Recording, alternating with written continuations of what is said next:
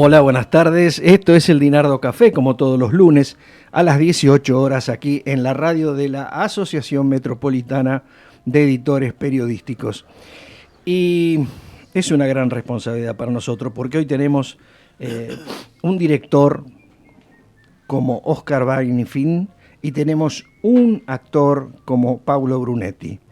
Recién le estaba comentando a Barney que no voy a leer todo esto. Primero, porque no alcanza el programa. Y segundo, que es totalmente fatigoso y feo.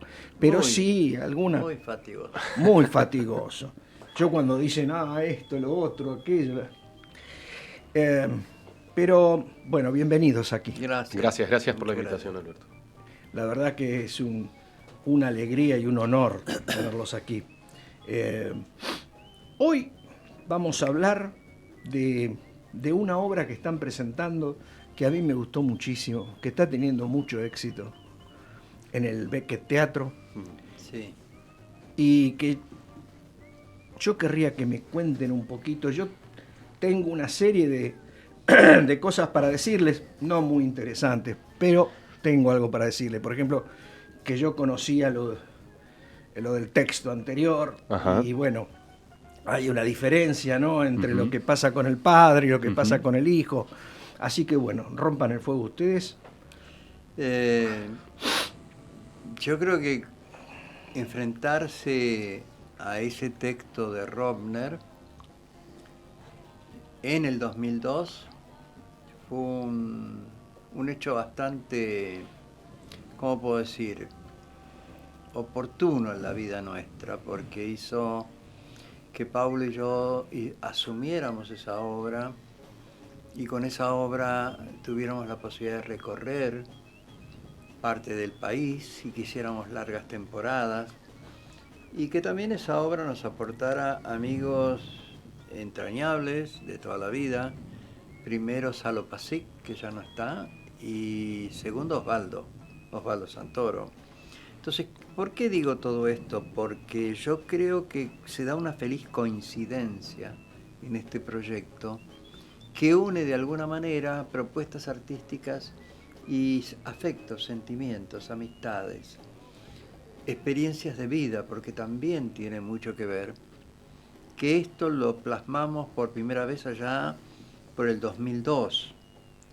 Y ahora estamos en el 2024. Ha pasado muchos años, tantos que, bueno, a veces uno no es consciente a veces del paso del tiempo. Y en esos años hicimos esa obra, y esa obra fue para nosotros, para la crítica, para el público, una buena conjunción de elementos. Y era una trama simple, porque hablaba de un padre, de un hijo, y detrás estaba esa realidad. Y creo que si bien esa obra había tenido un estreno lejano, con la dirección creo que de Jorge Petraglia, cuando yo la tomé como algo nuevo y dije, bueno, ¿qué hago con esto? Porque casualmente lo que Romner planteaba, que era un cuadro pegado al fondo del escenario, yo dije, no, ¿cómo van a estar de espaldas siempre al público? Yo voy a buscar una forma de tener una pantalla como transparente. Es decir, me acuerdo que incluso hablamos mucho con Alberto Negrín, con quien yo había hecho ya algunas cosas, buscando la forma. Claro, era un poco complicado a lo que había llegado Alberto y no lo concretamos. Pero esa idea de plano que cortara la escena fue lo que hizo mágica la búsqueda de la poética que emergía de la obra, pero también de lo que yo quería hacer con la obra. Claro. Entonces, bueno, en ese caso yo fui modificando los ensayos. Casualmente después hay una anécdota muy graciosa, que Robner fue incorporando todo lo que yo iba haciendo. ¿Y qué pasó? Que luego del éxito que tuvimos, la obra se habrá vendido a dos o tres personas más. Y cuando yo veo la crítica de esas obras que salieron, la crítica hablaba de la idea de ese plano transparente en la mitad. O sea, había incorporado. Yo tendría que haberle cobrado derechos en ese caso, autor, porque aquello, bueno, nos guió por ese lado. Bueno, todo eso quedó atrás y ahora un día dijimos en la pandemia, porque lo hicimos una lectura, Pablo en Chile, Osvaldo aquí en su casa y yo la mía, para buscar una experiencia diferente de lectura. Y ahí entre medio de Vía charlas... Instagram, o sea, nos vio mucha gente en directo. Y ahí en medio de todo eso dijimos, ¿por qué no hacemos una segunda parte? ¿Por qué no lo tomamos 20 años después? Claro. A ese padre y ese hijo. ¿Qué pasó con esos personajes? Y bueno, ahí empezó la búsqueda. Ahí la convocatoria a Marcelo Zapata, con quien veníamos de hacer Brutus. Brutus ya hicieron, claro. Y lo que yo quise de entrada es que no tuvieran que ver exageradamente con aquellos, porque habían pasado 20 años. En 20 años la vida cambia para la gente. Entonces los objetivos de vida cambian. Y entonces, claro. ¿qué había sido de la idea de ese hijo y de ese padre? ¿Quedaron en esas profesiones? ¿No quedaron? ¿Cómo? Y ahí empezamos a hablar y a estructurar, a ver qué problema traía uno, qué escondía el otro, cómo eso progresaba. Pero lo que también teníamos, que era importante, es que no estábamos en la crisis del 2002, estábamos en la crisis del 2024. Claro. Entonces había un background, había detrás de estos personajes, algo que los condicionaba, que era la realidad, claro. que era el país. Y no es que estamos haciendo... No es que vamos por ese camino, hacemos una obra política, contestataria, testimonial, etcétera, etcétera, etcétera. No, apelamos a los sentimientos, sí, eso sí, es lo que más vale. Sí. Y de ahí construimos esto y nos pusimos a trabajar. Es realmente, yo creo que en todos esos aspectos que acabo de contar, los verdaderos valores que para nosotros tiene, o al menos para mí, supongo que para Pablo también, tiene este trabajo. Claro. Entonces, bueno, de esto se trata. Y yo creo que es tal la convicción que tuvimos y tenemos, y todo lo que ellos ponen de esos sentimientos en la escena, que eso es el puente que se establece con el espectador. Más allá si es la segunda parte, no es la segunda parte, si está inspirada, si el personaje está... No, es muy fuerte lo de Osvaldo Santoro algo y que Pablo. Es la adaptación que ellos tienen por todo ese tiempo transcurrido, por toda esa amistad, por todos esos conocimientos que existen, hicieron que la conjunción logre eso. Además está muy bien mostrado el paso del tiempo y las, las características actuales, ¿no? Las actuales, porque está fantástico mostrado, por decir algo. Eso no es el San Telmo de antes, no, claro. No es el San Telmo del 60, sino que es el Cacho San Telmo dice de en un ahora. momento dado, te fuiste en medio de una crisis y volvés en medio de otra. Claro. Eso es lo interesante. Y aparte a nosotros como actores, también fue muy interesante el proceso porque nos sentamos a leer el primer día la obra y todavía no teníamos el final. No sabíamos hacia dónde íbamos. Ellos por ahí lo tenían claro, pero creo que fue un proceso muy lindo porque nosotros también en las lecturas había un ida y vuelta con los autores y director, en donde también podíamos proponer cosas. Entonces, eso para nosotros fue muy bueno. Fue difícil, hablo en particular en mi caso, alejarme del personaje anterior, porque el personaje anterior, Barney me decía, olvídate de Lejana Tierra Mía. No puedo. Claro. Está dentro mío, está aparte de dentro mío con la relación que tengo actualmente con Cacho. Entonces yo le trataba de... Yo le preguntaba a Oscar todo el tiempo, ¿por qué digo esto? ¿Por qué estoy haciendo esto? Si mi personaje hace 20 años era así, así... Entonces hubo como una pequeña justificación que yo fui buscando, que la aceptaron, y entonces ahí a mí me cerró la ficha. Y que le pasa a mucha gente que se ha ido del país y vuelve por X motivo, porque este personaje no es que vuelve a quedarse. Viene por un hecho particular que no vamos a decir cuál es, y de paso se sientan y conversan todo lo que no se dijeron durante 20 años. Y también que, hasta su profesión es de vanguardia. Totalmente, sí. Hasta su profesión es de vanguardia. Y haber dejado lo que a él le apasionaba, que era la pintura como el padre. Que eso yo creo que muchas personas de mi generación, no voy a decir jóvenes, pero se sienten identificados porque nos pasó a muchos que, el padre es tal cosa y vamos por ese camino. y empezamos a ir y después encontramos otras cosas y nos fuimos por otro lado. A mí me pareció, aparte de todos los logros y la dirección de Barney, a mí me pareció que tiene un montón de hallazgos. Por ejemplo, esto sería bueno tenerlo a Ronnie Kesselman o algo así acá. El diseño sonoro es maravilloso porque con dos cositas, con dos temas cositas que no vamos a decir de la tampoco, época, sí. Vos decís, eso es la realidad de hoy. Exacto. Pero eso es lo que se escucha hoy en el conurbano y lo que. Entonces, son pinceladas muy puestas de una forma muy delicada, pero fuerte.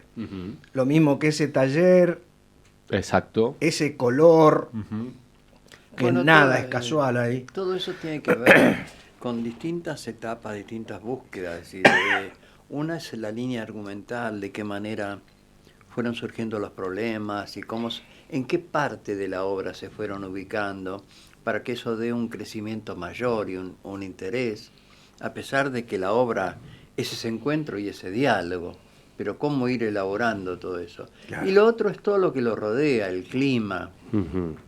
Yo cuando vi una exposición de Carlos Gómez Centurión en la Usina del Arte, con unas telas enormes que en parte son esas y en partes no, me quedé sofisticado, y además él se había inspirado en Wagner, y yo dije, bueno, esto va a estar de alguna manera incorporado a la obra que hagamos. Y entonces cuando hablábamos con él, yo ya había tenido charlas con él, porque me parecía un pintor realmente muy interesante, muy atractivo, y él lo entendió y vino y se enganchó y trabajó en esa línea, creó nuevas telas, recicló otras, y nada, se sumó al equipo. Y con la música, yo es algo que no dejo muy librado al azar.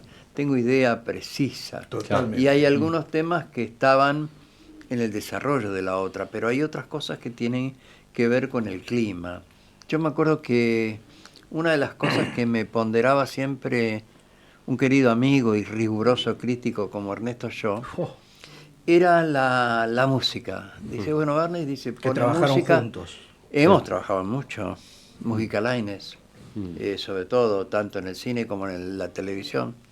Y entonces él me decía eso, ¿no? Es decir, ¿cómo haces para poner esa música? Porque hay obras que indudablemente me han exigido mucho más y tiene que haber un criterio, me gusta un determinado tipo de música. Y tengo algo que tiene que ver con el feeling de aquello que hago. Me acuerdo que una vez habíamos hecho una que era un viejo profesor, que era una obra que hice con Alberto Closas y Betiana Blum, que lo había hecho en el Teatro de la Comedia. Y era un profesor y había mucha música de esa. Y eso es una de las veces que Ernesto me ponderó la música. Yo sí puedo decir, no le voy a... ¿Quiere que empiece? En 1991... No, es una broma. No. Lo de la música, Alberto, es interesante porque a nosotros, con lo que él pone en la música en los últimos ensayos, caen fichas. Y eso es muy interesante. Por supuesto, pero además si a mí me tienen, tenés que poner 3 volantas arriba así y me lo tenés que describir a Barney Fink. Yo estoy viendo cosas de él. Yo le conté una vez que había visto una previa de Comedia Rota en el 78. Wow. Con lo cual los oyentes se están sacando cálculos y dicen, este tipo es inmortal. Si yo tengo que poner ahí en periodismo 3 volantas, pongo la exquisitez de Barney con la música. Porque como yo, por ejemplo, soy fanático, yo soy un barra brava de la ópera, entonces Barney siempre, en todo, en las películas, en el teatro, en todo, en televisión, en todo, siempre tiene una cosa glamorosa, una cosa sutil, una cosa, conoce todos los autores y conoce toda la música clásica, y además se anima a cosas como la música que fue en esta obra, que no voy a decir. Bueno, pero el título es la frase de una de las canciones que se escuchan. Claro. De todas maneras, ilustrando esto que hablamos, en el año 81, 82, que hago mi debut con Mujica Lainez en la televisión. Yo primero hice El coleccionista, que era con Duilio Marcio y Eva Franco, y la segunda, que fue El testamento, con Julia von Grollman y con Lupi y con Oscar Martínez. Qué nombres, por eso. Y yo ahí me atreví, y aunque era de época, yo me enamoré de unas composiciones de Gismonti, el compositor brasileño. Claro. Y dije, pongo esto. Y yo tengo un amigo, querido amigo, que era un fanático y me traía, para poner, que era Ricardo Fasán, que también, sí. Ricardo era actor, pero también era el diseñador de todos los peinados de las obras que yo hice. Y él me traía esa música y yo dije, bueno, está bien, lo voy a poner. Y entonces había unas cosas maravillosamente modernas en aquella cosa antigua y sí, claro, pegaban perfectamente bien. Sí. Yo me acuerdo en un ensayo de Brutus, la música final, llegamos al ensayo y Barney dice, vamos a empezar a probar los sonidos y la música, y cuando pasa lo que pasa en el final, lo caigo y pone la música, yo por dentro dije, no podés ponerme esto porque me mató. Es como literal. Y sí, la música que está en el final también es yo había escuchado una versión por Jesse Norman y me gustaba mucho.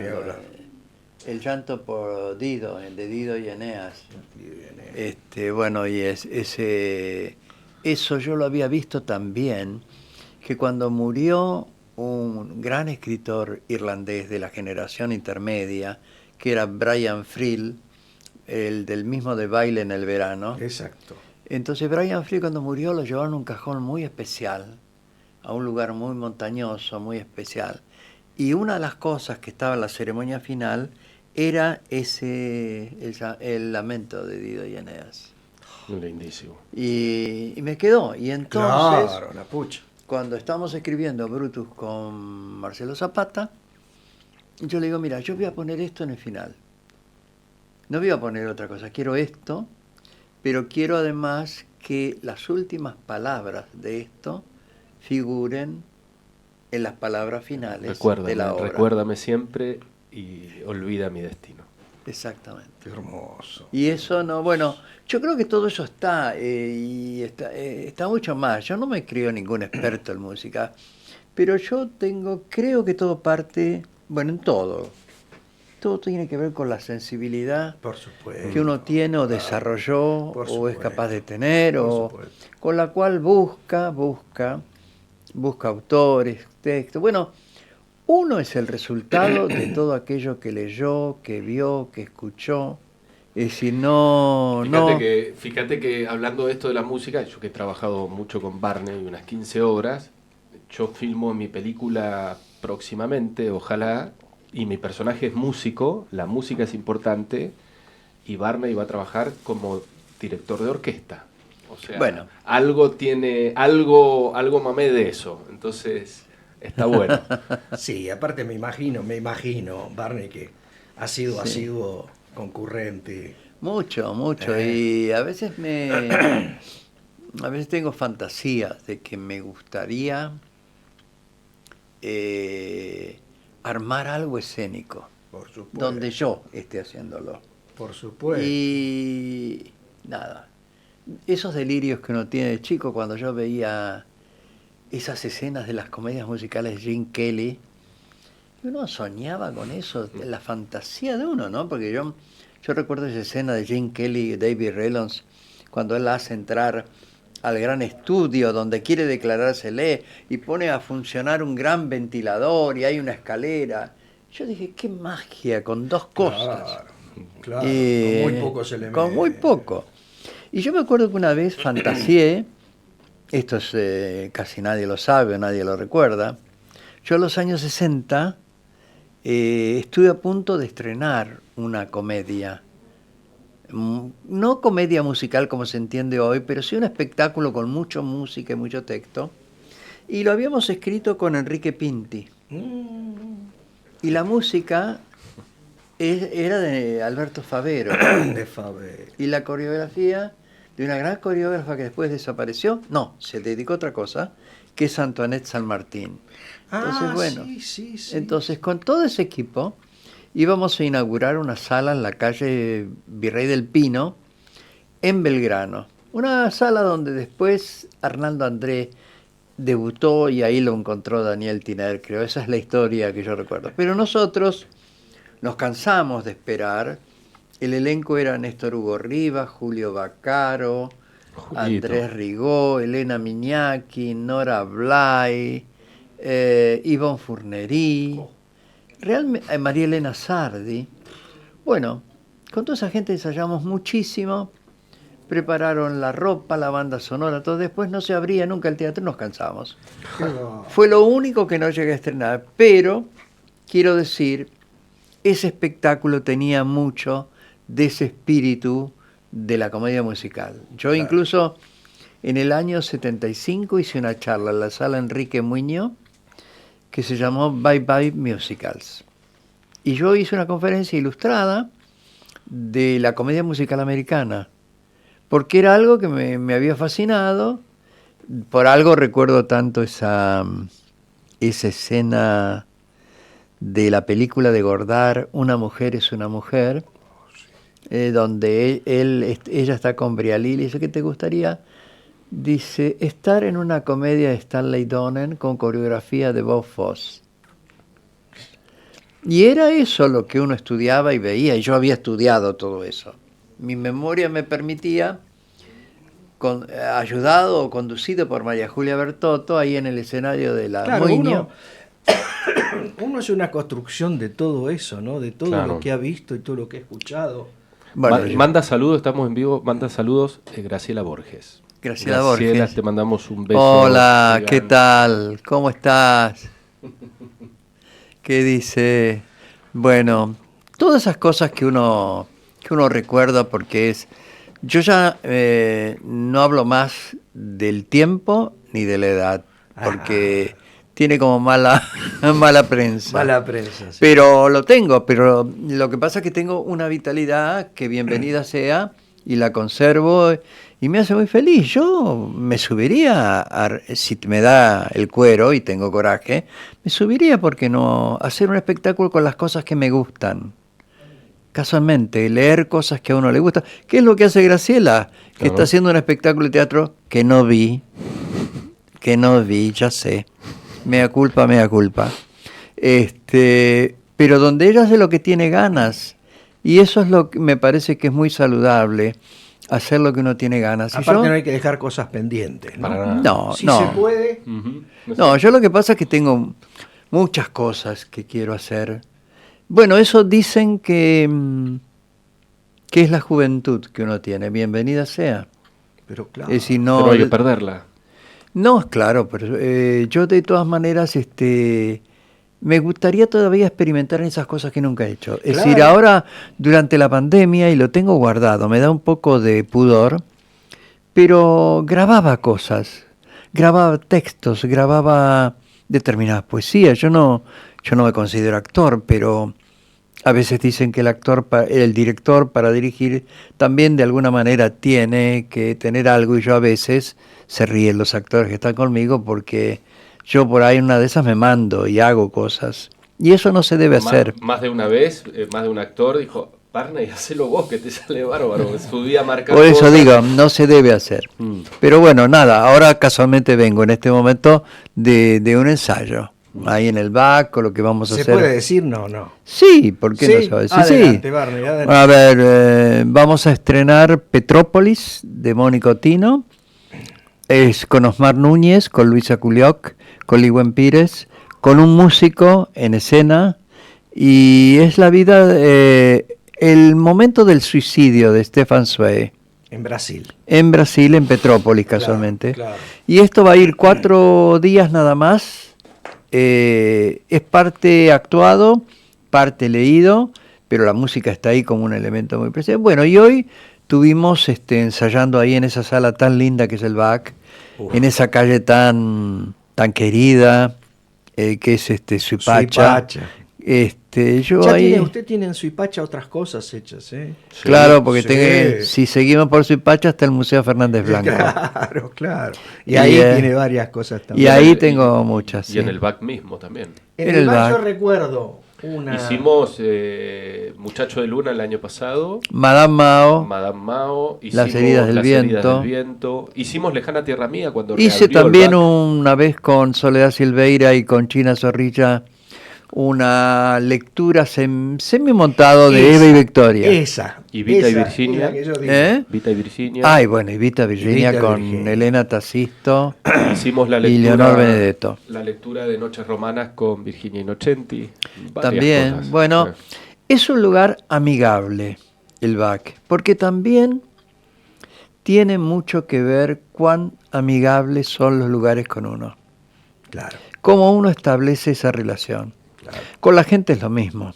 Claro. Hay gente con la cual a veces uno tiene mucha empatía y quisiera siempre trabajar. También ocurre que a veces uno quiere trabajar con determinada gente y no se le da frecuentemente, sí. ¿no? Sí, sí. Pero como el camino ha sido largo, yo creo que la televisión me dio el gusto, el placer de poder convocar gente, de armar esos elencos increíbles, de hacer textos maravillosos. El teatro también lo da, pero no lo da con la frecuencia que tenía la televisión. Cada semana, cada día, había que hacer algo y sacarlo en muy poco tiempo. Pero, Barney, esto parece que soy un obsecuente, pero sí es verdad, soy un obsecuente. Pero usted era un líder en el canal. ¿Es así o no? Sí.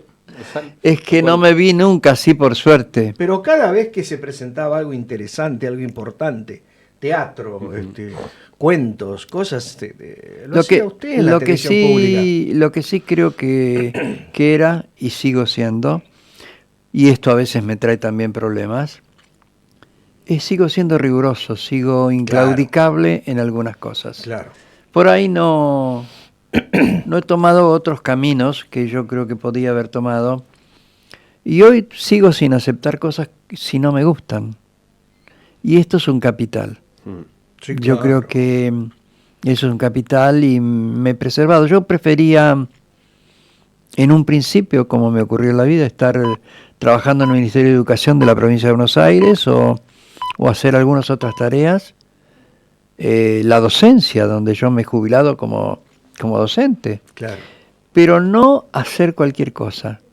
Claro. Eso no quita que a veces uno termina haciendo las cosas a veces como no le gusta tanto, pero he tenido la suerte y sigo teniéndola de elegir, de crear las cosas. Es decir, a mí pensar una historia para un actor, para un pequeño grupo, no solamente por las temáticas, es muy, muy apasionante.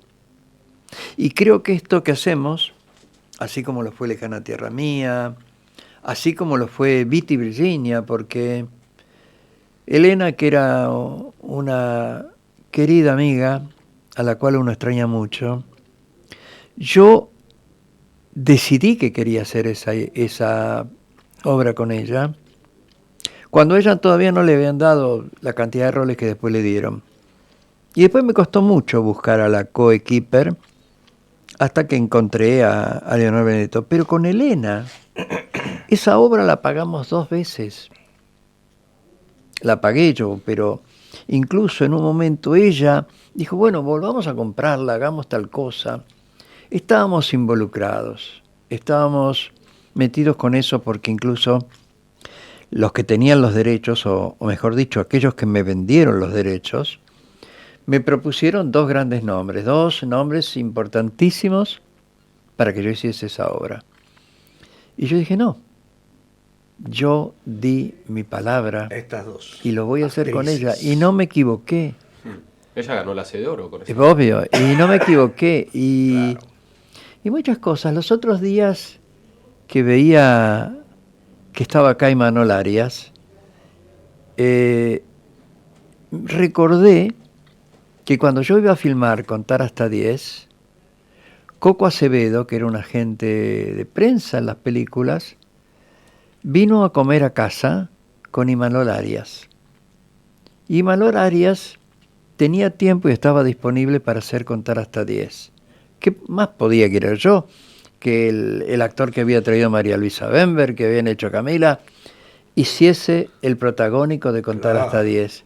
Pero me acuerdo que esa noche, en la sobremesa, yo le dije, Coco, te agradezco mucho, y Manuel también, pero yo había dado mi palabra a Oscar Martínez. Claro. Y tampoco me arrepentí nunca cuando fuimos a Berlín. Oscar pidió permiso porque estaba haciendo una obra de teatro con Tina Serrano, y allá nos fuimos con el instituto, con Antín, y ahí también una película que yo peleé mucho y que quise ser con Oscar, y no le fue nada mal a él. A veces yo creo que esas fidelidades nos hacen bien. Claro, nos aparte hacen bien. Son principios, ¿no? Y eso la gente lo valora mucho también. Totalmente. ¿No? Sí. La palabra, un principio, realmente. Y ese aprendizaje para el otro también. Perdón, le pregunto alguna cosa a Paulo. Sí, por favor. Sí, por favor. Siempre salimos de las Paulo, entrevistas y Oscar dice, cortame, Paulo. Todo el mundo dice chileno. No. Bueno, sos chileno, ¿no? Soy argentino viviendo en Chile. Pero ahora mucho más acá, desde hace 1 año y 10 meses más o menos. Sí. Porque vine el año pasado para hacer en verano Muchacho de Luna y empezar a ensayar Brutus. Exacto. Así que, o sea, y creo que cada vez más acá, porque tenemos un par de proyectos, no vamos a decir nada, pero... Pero sí, con muchas cosas acá. El cuerpo me estaba pidiendo más teatro. Pero ya has tenido un éxito. Sí, mucho. ¿No? He hecho mucha televisión. En 16 años grabé 15 telenovelas. Y me dio la posibilidad de, obviamente, abrir un camino, abrir una productora con un socio, Bruno Córdoba, donde tenemos no solo proyectos de audiovisuales, sino también de teatro. Y entonces lo bueno es que él está ahí, él es el que se sienta y arma todo, y yo sí tengo que viajar, como viajo la semana que viene, voy, trabajo un poquito y vuelvo, pero con la necesidad de hacer teatro, y con Barney. A mí me contó un pajarito, que no vamos a decir acá el nombre del pajarito. Pajarito grande. No sé, pájaro grande. Que vas a volver a hacer una presentación a tu tierra, sí, la Patagonia, ¿puede ser? Puerto Deseado tiene un festival que se llama Monólogos al Viento, que me enteré en una comida, después de la lluvia seguirá cayendo, y les escribí, los busqué en Facebook y les dije, chicos, soy actor, nacido en Puerto Deseado, y me contestan al otro día que me conocían, que qué sé yo, pero no sabían de la existencia de Muchacho de Luna. Claro. Entonces, en 2 días ya tenía todo arreglado para que en noviembre vayamos a Puerto Deseado. Después, porque estuvimos con Lejana Tierra Mía en Puerto Deseado la última vez, año 2001, y así que volver a mi tierra natal. Y en Puerto Deseado yo filmé mi película Momentos Robados. Momentos Robados. Y vamos a ir, mi familia ahora vive en Puerto Madryn, que yo voy el domingo a visitarlos y a sentarme con la gente de cultura para poder ir no solo con Muchacho de Luna, sino también con la obra con Cacho, porque también estuvimos en Puerto Madryn, entonces de alguna manera la gente va a querer ver a los 2 actores que hace 20 años vieron en una historia, que esta historia sigue con esta. Y además es una obra que va a tener mucho éxito. Yo creo, porque hay mucho... A ver, vos contabas hace un rato, antes de la entrevista, lo que te provoca la obra, pero nosotros como actores nos damos cuenta en el momento lo que está provocando la obra. El silencio, la risa, porque tiene su momento de comedia, de relajo, más que nada. Sí. Y después el sollozo que se escucha de vez en cuando es interesante. Y bueno, y el aplauso es como el mejor premio que podemos tener nosotros. Más allá de que creo que para mí el mejor premio es volver a trabajar con Cacho y compartir escena con él, porque lo quiero mucho, es como un padre para mí, y poder meternos de nuevo en estos personajes más maduros. Y la obra no tiene golpes bajos. No, para nada. Y tampoco tiene soluciones fáciles. Bueno, no vas a ver una obra de Barney como en golpes bajos, eso es lo bueno. ¿Viste? Sí. O sea, esa es una característica. No tiene golpes bajos y no tiene soluciones que agarran para un lado más o menos ameno, que nos quedamos todos tranquilos. No, porque incluso el final no es un final convencional. No. Y es duro. Muy duro. Y pero yo creo que uno tiene que ser así, no tiene que tener miedo. Ya hay mucha gente que hace un teatro más distendido, más digestivo, más pasatista, que bienvenido sea, porque me encanta ver también espectáculos. Lo que pasa es que por ahí en eso soy muy especial. Me encantaría hacer una comedia, pero hacer un Goldoni, hacer una Nui. Y entonces la gente diría, ¿qué es todo eso? Nadie. Pero Barney, todo cambió. Nosotros en Edit tenemos pero una quiero reunión decir mensual. que- Perdón. No, pero también ahora hay cosas interesantes. Ahora hace un rato recibí un mensaje de un amigo que me dice, no te pierdas la obra que hay en el Alvear. Sí, también me lo mandó a mí. Sobre Gardel y Frank Sinatra. Sinatra, sí. Bueno, y si está bien, ¿por qué no? A mí me encanta eso. Me gusta mucho que no tengo que ir nada más que a New York para poder ver una buena comedia musical. Pero bien lo que dice, porque yo le decía así, un apartado, nosotros en Edit tenemos grandes charlas, ¿no? Grandes debates. Y el tema pasa por ¿qué hace hoy la crítica y las redes y demás? ¿Hacemos todo de 5 líneas? ¿Hacemos todo liviano? Esto está fantástico porque hace reír a la gente. La obra es mejor porque dura 20 minutos. Exacto, sí. Son todas cosas de la época, ¿no? Y todas cosas nuevas y que yo por lo menos no estoy tan de acuerdo. Lo mismo que dice Barney con el contenido de las obras. Bueno, nosotros nos metimos por él en una obra que es Brutus, también era 1:10, que todo el mundo antes preguntaba, uy, Brutus, Shakespeare, ¿cuánto dura? 1:10, y entonces era como, wow, lo preciso. Y Brutus en este momento también tiene una fuerza bastante importante. Lo gracioso es lo que decía Oscar, que a mí siempre me dicen, sobre todo mi padre, me dice flaco, a mí, todos los hijos tienen sobrenombre, me dice, siempre problemas con los padres vos. ¿Qué te pasa conmigo? Porque hicimos a Brutus, claro, lo mato. Claro. En esta, problema con el padre. Claro. Había hecho Lejana Tierra Mía, La serie del viento, La gata sobre el tejado de zinc caliente. También. Entonces era como... Y después, el otro día estuvimos en una entrevista y todos esos problemas con los padres fueron dirigidas por Barney. Entonces yo dije, me lavé las manos con mi viejo y le dije, papá, las eligió Barney, no yo. Entonces el que tenía problema con el padre era Barney, no yo. La verdad que yo le decía a Marcelo Zapata, con quien me siento realmente muy bien trabajando. Ayer estuvimos hasta tarde trabajando en algo que todavía está en los primeros pasos, pero que me siento muy cómodo. Pero le decía, mira Marcelo, yo creo ahora que esto que hemos hecho, la lluvia seguirá cayendo, no es que tenga que ver conmigo directamente, pero me parece que ese hombre joven tiene muchas de las características de intolerancia que he tenido en mi vida, Claro. y que he puesto por encima mis cosas personales antes que cualquier otra.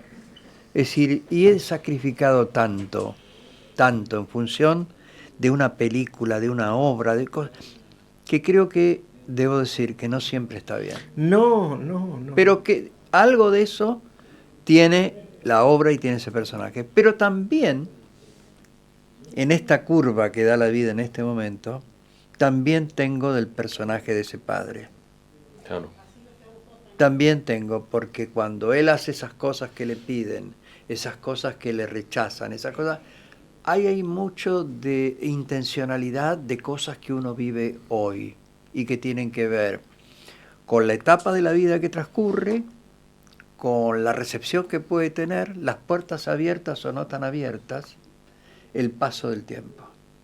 Es decir, yo creo que tiene esas dos vertientes la obra, y donde yo, por esta cuestión de permanencia, tengo como experiencia una y la otra.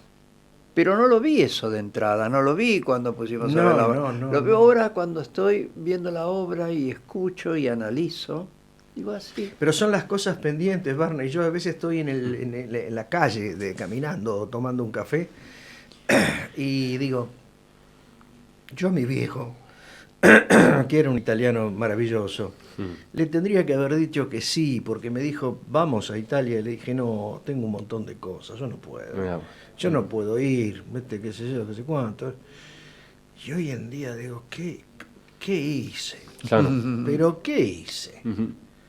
¿Qué hice? Bueno, Sí, la obra trata un poco de eso también. Claro, claro. Yo recuerdo ahora una anécdota, por no dejar de hacer una obra que tenía que hacer, creo que era en la primera etapa de Cartas de Amor. La primera etapa. Cuando estábamos por estrenarla por primera vez. Yo había ganado un premio. Había ganado el premio María Guerrero.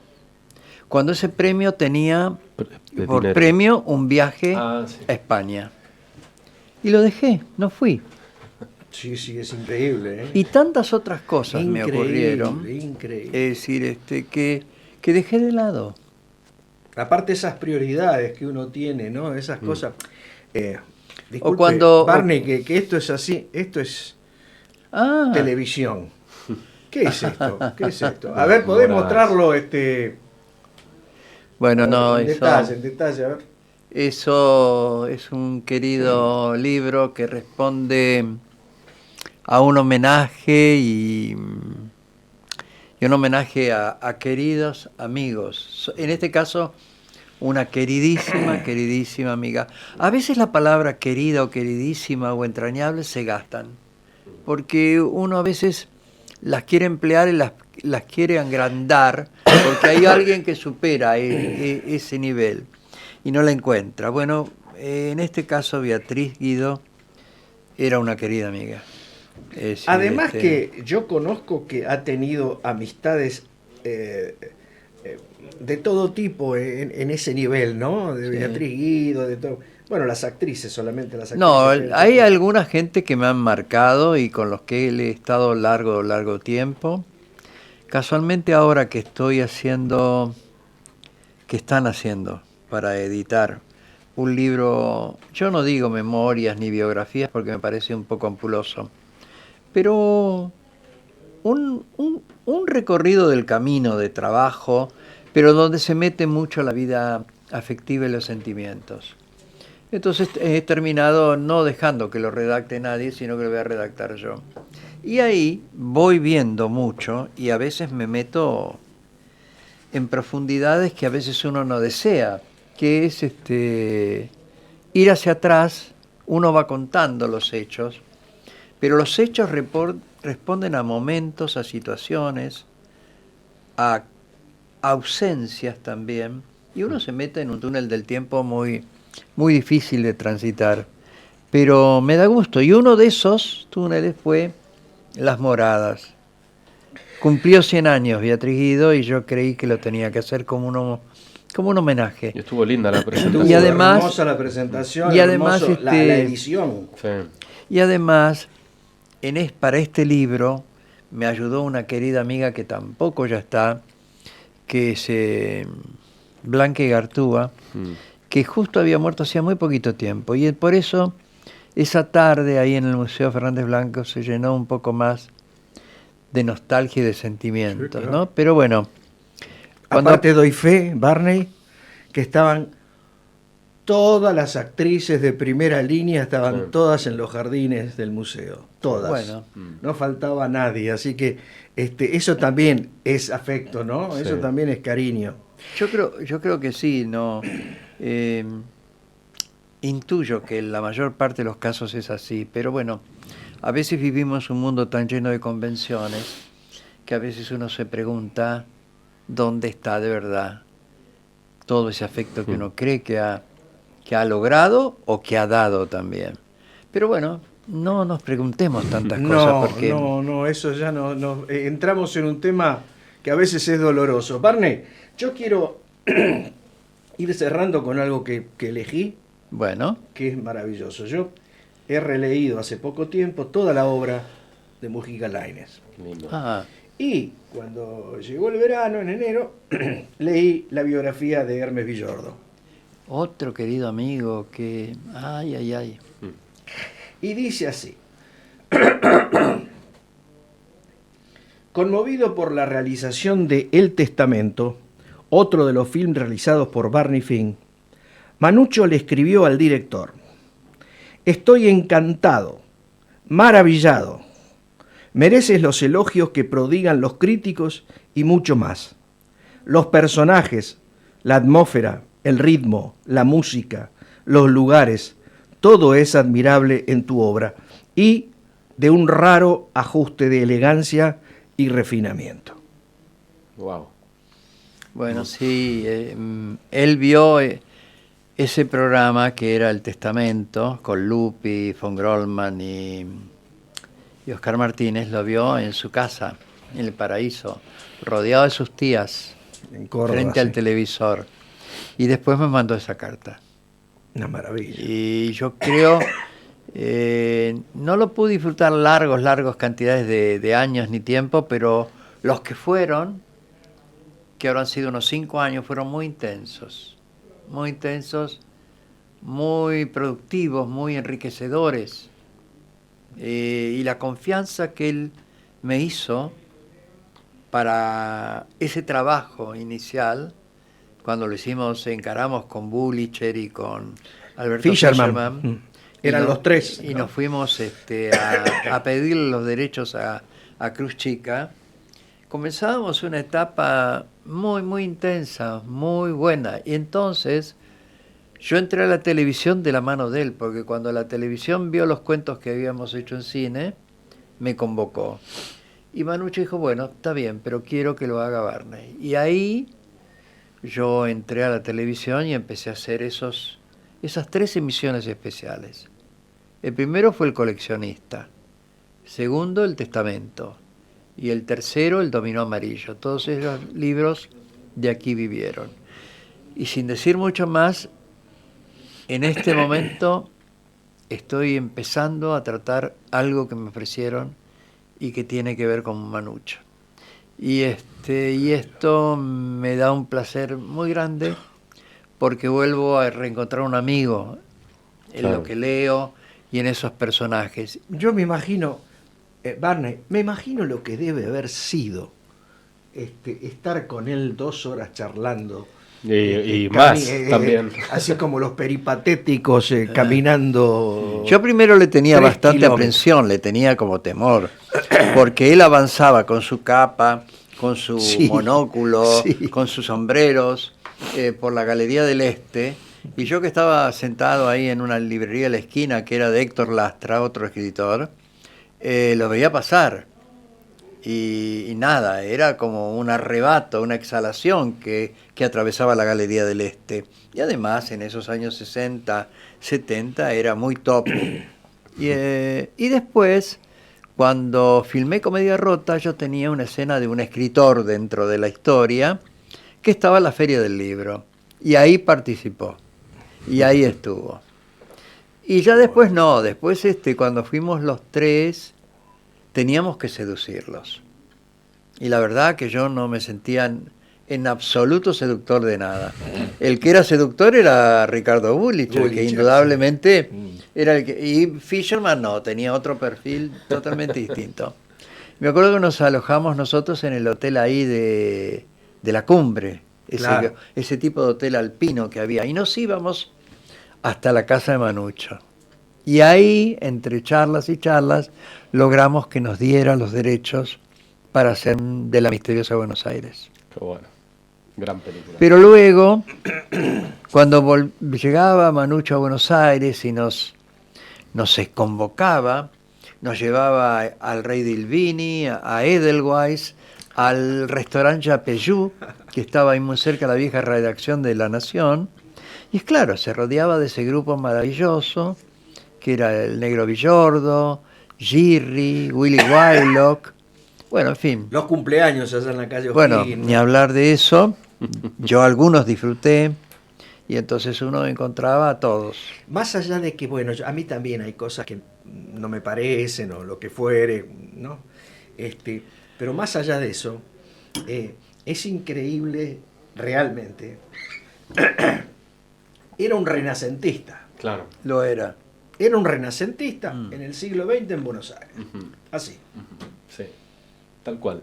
¿Eh? Yo me acuerdo cuando leí el cuento El Salón Dorado Sí. en Instagram, porque yo en pandemia empecé a leer los domingos, y llegué a leer 160 domingos seguidos. Leí El Salón Dorado y mucha gente en Chile no lo conocía. Ajá. Y empezó a leer Mujica Lainez y me mandaban mensajes y dice, conseguí el libro, estoy leyendo tal libro, y eso es buenísimo. Es que Manucho era... Bueno, Sí, lo yo creo conocí que es por un Barney. escritor que no se le dio el lugar que correspondía, pero además de una preparación, de una riqueza. Cuando nosotros preparábamos el guión de lo que íbamos a hacer en cine, él nos permitió o nos dio acceso a los cuadernos de estudio que él tenía y de investigación sobre cada uno de los cuentos que hizo. Y Increíble. entonces esto es de una riqueza, era increíble. Nosotros fuimos a hacer Lejana Tierra Mía a Córdoba, a la cumbre, y cuando fuimos a su casa, él lo primero que hizo fue entrar, dijo, vengan, esta era mi habitación. Pero aparte ¿Qué la es eso? precisión, la profundidad. Yo en el verano leí la obra y los otros, bueno, más o menos ya los tenía todo en mente, más o menos. Pero, por ejemplo, Galás de Buenos Aires. Claro. Profundizar sobre esa Plaza de Mayo barrial, y con animales muertos y el obispo y el Sí. virrey y terrible. Sí. Hay que investigar sobre eso. Muchísimo. Y hay que escribir. Es increíble. Creo que María Luisa Bember quiso alguna vez escribir algo sobre el cuento del ilustre amor, que es la mujer que se suma al cortejo del sepelio del virrey de la ciudad. La leí yo en Eso es maravilloso. Tremenda. Es decir, lo que son esos cuentos de Misteriosa Buenos Aires. Me acuerdo con el trayecto que queríamos hacer esos cuentos y no teníamos toda la producción, íbamos de aquí para allá. Fuimos a Aries, la gran empresa, que estaba Olivera. Claro, Y lo primero que dijo Olivera, pero ¿por qué no hacen más cuentos? No 3. claro. Además, en principio iban a ser 4. Pero luego el dinero que se contaba se contrajo. Ojalá se pudiera hacer todo lo que uno quiere. No, pero no. Pero yo creo que es inagotable. Por eso ahora, volviendo a eso, me da gusto. Es como reencontrar un viejo y querido amigo. Qué O lindo, sea, qué bueno eso. Y además estoy en contacto con Ana, con su hija, lo he estado antes con su mujer, con Anita. Yo cuando estuve en Cruz Chica, me daba una cosa, ¿no? Y ahí en la calle O'Higgins, durante muchísimos años, que yo empecé a pasar de adolescente, siempre me pasaba algo, porque es muy fuerte la personalidad. Era muy fuerte. Era fuerte. Barney, yo me quedaría hasta la Navidad Barney también. con Barney y con Brunetti, porque no tiene desperdicio, esto no tiene desperdicio. Pero, No, gracias. No, gracias por haber venido. No piense ahora que se va con Brunetti y no diga, uy, ¿para qué vinimos aquí? No lo ve así. No. Y volveremos con otras propuestas. también. Claro, en la próxima están invitados, tienen las puertas abiertas, así que decí todo lo de la Recordemos, obra, todo. La lluvia seguirá cayendo. Nos queda un miércoles, 20 horas, en el Teatro Beckett, ahí en la calle Guardia Vieja 3556. Y a partir del sábado 3 de agosto pasamos los sábados a las 18:30 horas, misma sala, con Cacho Santoro, dirigido por Barney, texto de Barney y Marcelo Zapata, Así que vamos a estar hasta que la gente diga basta. Y vamos, es muy probable, ya casi cerrado, a la temporada de verano en Mar del Plata. Ah, sí, la tienen que llevar, sí. La tienen que llevar. Yo se la recomiendo a la gente, no se la vayan a perder, no se la vayan a perder. Gracias, Barney, por la visita. Gracias. Muchas gracias. De corazón, para mí es un gusto. Gracias Paulo. Gracias, Brunetti. Gracias a Gustavo Contreras por la postproducción, a Beatriz Gonta por la producción y a Cristian por ese trabajo que ha hecho ahí. Después si está en alguna foto mal o alguna cosa mal, después yo te lo mando a Brunetti. Gracias por todo, hasta el lunes que viene, gracias a todos.